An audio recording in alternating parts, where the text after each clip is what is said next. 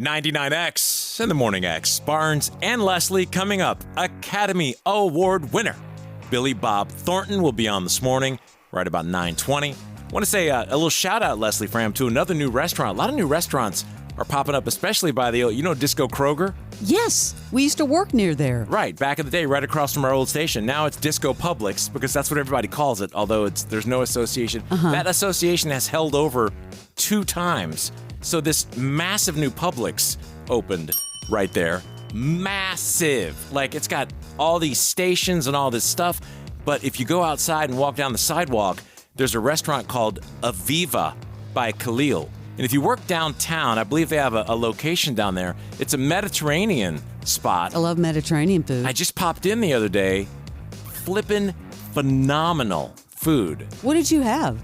I had the salmon with the whole mixed vegetables thing. I don't eat Mediterranean a lot, so I'm like, what is that? Shawarma chicken? It's the best. Right, and they had this chicken soup that was off the chain, so I highly recommend it. This is not an advertisement. I was not paid to say it.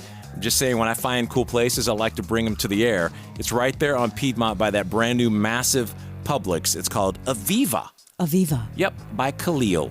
Hey, let's get some Celebrity Sleaze. What you got? Well, the title of the movie, It Ends With Us, is starting to sound like this is never going to end. And I'm talking about the back and forth between Justin Baldoni, actor, producer, director, and Blake Lively. Is this all just brilliant publicity in the end? No, I think it's just the he said, she said, and it's getting ugly. Now, here's the update. Justin Baldoni is claiming that Ryan Reynolds berated him for fat-shaming Blake Lively in a new lawsuit.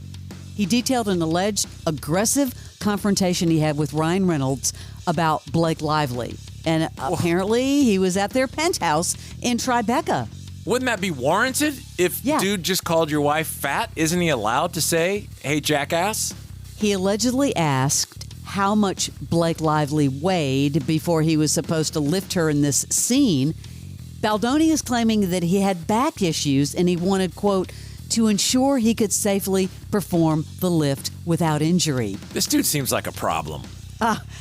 The confrontation that followed was so aggressive that Baldoni felt compelled to offer repeated apologies. He just really seems like a problem. Like, when you read all the background. He was trying to rebuild his rapport with her and him. Anyway, to make a long story short, he's also accusing Ryan Reynolds of pressuring WME to drop him. Guess what? A rep for WME is denying the accusations. They're denying it, but I don't have a hard time believing that conversation happened off the record. I mean, you know what I mean? That was so fast that they dropped Baldoni. It was like, peace out. And Ryan Reynolds the dude's the king in a few different categories. Well, you and I had talked about the whole Whitney Cummings roast, on New Year's Eve on CNN.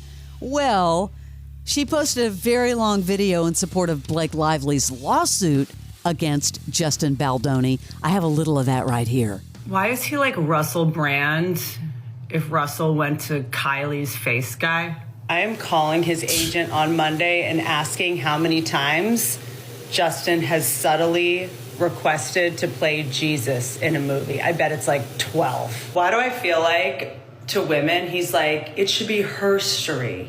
But when guys are around, he's like, yeah, that's dumb. Justin Baldoni is totally the guy who's like, you look so much prettier without makeup, unless you're starring in the movie that I'm directing, in which case you need to wear caulk, grout, shellac, be in makeup for 2.5 hours. Justin Baldoni's the kind of guy who's like, I'm going to go to the slut walk to advocate for these sluts that are being shamed. And if I see one slut that's being shamed, I will invite her to my house.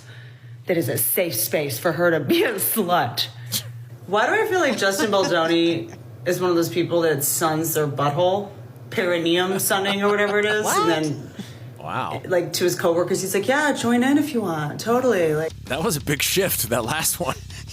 I know. Damn. And she wasn't even finished with her rant for New Year's Eve. She's all over X talking about the rest of her rant. Thank you, Whitney Cummings. Barnes, I can't even believe you didn't bring this up. This interview that Bunny, Jelly Roll's wife, Bunny, on her podcast had with Kristin Cavallari. I saw that. I was shocked. She was saying that Morgan Wallen was her F buddy. What? I'll be honest with you. Morgan was the first guy in my entire life that wasn't like just completely enamored with me. And I was like, what in the is going on? It really threw me. Well, it's probably because he has 20 other girlfriends. Exactly. Yeah. And I love having the upper hand. And I feel like with him, I didn't have the upper hand. Only time in my life. So it really with me. Quite honestly, I was like, I kind of just want a buddy in Nashville. Morgan seems to be the guy that wants to step up to the plate to be people's He's a buddies. great buddy. Was he romantic? I've heard he's great in bed. He was good in bed. Yeah. We got another one to confirm. Another one has Morgan. You slay, brother, slay. All right. Yeah. And we are Morgan, God. You know, Morgan's going to be hitting up Jay like, can you please tell your wife to never talk about me on her podcast again? Only for you, buddy. Only for you. Talking about Cash Jay, he's like sending a thank you card, I'm sure. A thank you car, probably. Wow. I mean, come on, Kristin. 24-year-old dude, and then she's talking about Morgan Wallen. Come on. She is a horn dog, for sure. Wow. There's no doubts. Oh, Netflix dropping a teaser for Happy Gilmore 2. Coming to the streamer sometime in 2025, of course, featuring Adam Sandler, Julie Bowen, Christopher McDonald, Shooter McGavin, and Travis Kelce. Yeah, I mean, they wasted no time putting him. Look how fast he shows up in this thing. It's great to see you back, Mr. Gilmore. I mean, yeah, baby. We've only just begun. Gilmore. Very dead. I mean, Sandler hung his hat on that. Bro's in the first 1 second. The first 1 second. It's going to sell the movie. Don't you think? It's unbelievable. Everyone's trying to get that Taylor Swift adjacent. It is unbelievable. A movie that's coming out, and again, don't laugh because Mark Wahlberg is in it. Like, I don't know how many movies he does a year. It looks cheesy. No, what? Flight Risk? The one where he's in the car? Yeah. The promo has him in the car and then he loses his wig or something. No, what are you talking about? Some movie where his hair comes off. I thought that's what you're talking about. He's in so many movies you cannot keep it straight. Now, this is a Lionsgate movie called Flight Risk. I don't know that one. A survival thriller set on a small airplane flying over Alaska, directed by Mel Gibson, follows a private pilot who transports an air marshal and a fugitive to a trial, but tensions rise as not everyone on board is who they seem. Yeah, it's Mark Wahlberg, Topher Grace, and Michelle Dockery. I think it looks really good. It's going to be in theaters January 24th. Do you ever, on that topic, do you ever feel like when everyone else has seen something and then you haven't, but everywhere you go, the reference comes up and you just feel really left out and hurt? Yeah, and then you feel like you have to watch. For the last 2 weeks, I've been traveling back and forth to Florida. I went down for family stuff. I had to come back for 2 days, and then went to go play nonstop pickleball because I'm addicted over last weekend. And my wife has seen Carry On. Oh, yeah. And I have not seen it. Every flippin' human that we would walk in somewhere and there'd be one earbud sitting down. And then everyone's like on the inside joke saying, don't pick it up. I would never pick it up. I'm like, what are you guys talking about? Yeah, Carry On. All these little scenarios in the airport, even the TSA guys are like, yeah, I wouldn't have done that. I'm like, what is it? Well, I'm not going to tell you because I don't want to spoil it for you. I'm left out. I need to go back and see it now. Well, you've got to watch it. Come on. Every single person at the airport has seen it. Well, I'll tell you something that I won't feel bad about watching. Squid Game. Season 2. Did you see this? I didn't see the first one. I didn't get through the first one. Season 2 sets Netflix premiere week viewing record. 68 million views in the first 4 days. First 4 days, 68 million. Did you see Beast Games? No, you told me to watch that. I haven't. It's very much like a Squid Game from what I'm told. It's the most unbelievable, and there are all kind of problems and drama going on behind the scenes. It's Mr. Beast, this guy who does giveaways and is worth millions of dollars now on YouTube. He has this show on Amazon. It's the most unbelievable production I've ever seen.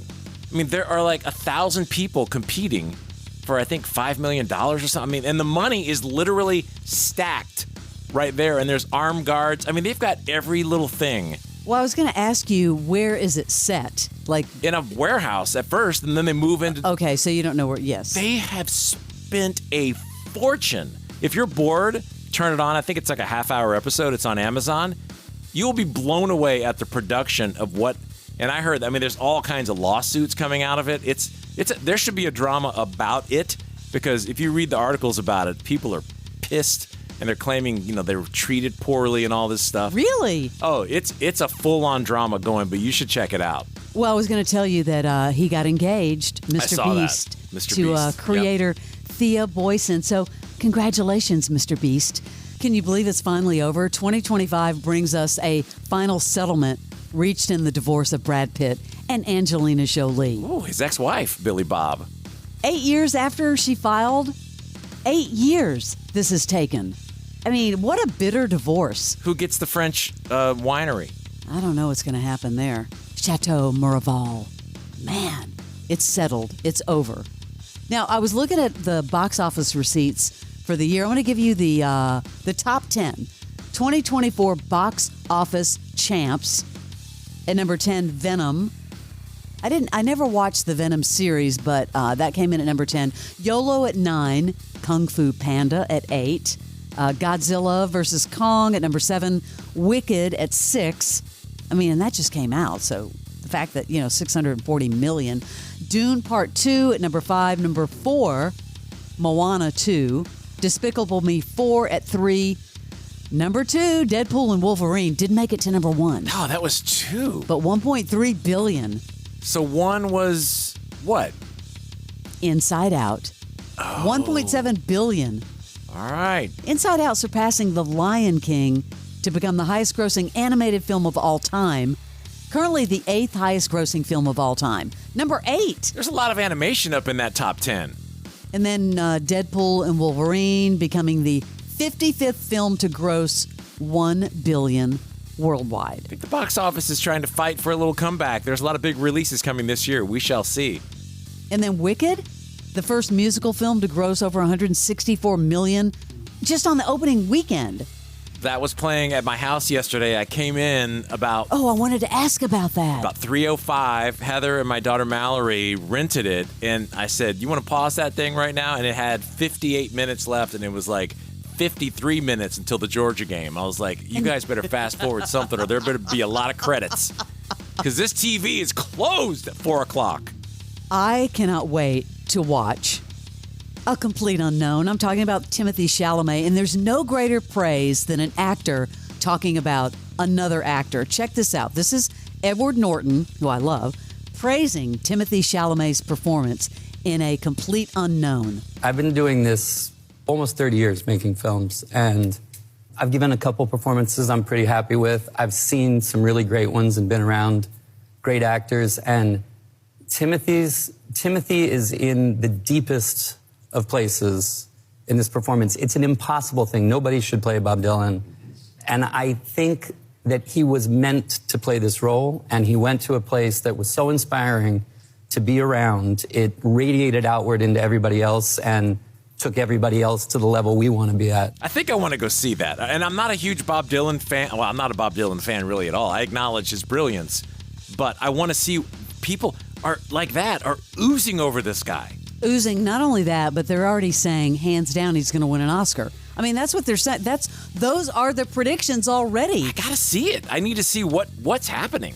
Well, this is actually Timothée Chalamet talking about switching from pre-recorded songs to singing live in the movie A Complete Unknown. Well, definitely, I could say for me, sounded different. I mean, even what we did live on set compared to the pre-records we had done in LA 6 months prior. When you're on set, you have a live audience. We have the actual vintage microphones. You have the effect of reverb in the room. You have the dialogue, the other characters in the scene. If I was working with Monica, who plays Joan, and something for me clicked in my voice, and Edward Norton was always in my ear, who plays Pete Seeger, and just saying, hey, do these songs live, even if they're giving you a hard time, because what you're doing live sounds better than what you did in the pre-record. You put it very plainly.